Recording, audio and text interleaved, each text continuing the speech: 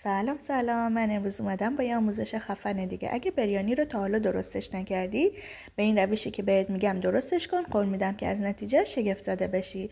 ابتدای کار مرغ ها رو مکعبی خردش میکنم، توی ظرف مورد نظر انتقالش میدم، همراه ادویه و ماست حسابی چنگش میزنم. بعدم میذارم که استراحت کنه. پیازمو توی قابلمه روحی سرخ میکنم. حالا مواد مرغیمو بهش اضافه میکنم و حسابی با هم سرخشون میکنم. سیر، گشنیز و فلفل تند جزء نکته های اصلی این بریانی هست. حسابی سرخ که کردم پوره گوجم رو اضافه میکنم و هم میزنم تا کمی سرخ بشه. بعدم 2 قاشق رب بهش اضافه میکنم تا خوش رنگ تر بشه و حسابی سرخشون میکنم. اینجا هم توی آب هل و گلاب رو میذارم که جوش بیاد. زمانی که موادم حسابی به روغن اومد، برنج رو بهش اضافه میکنم.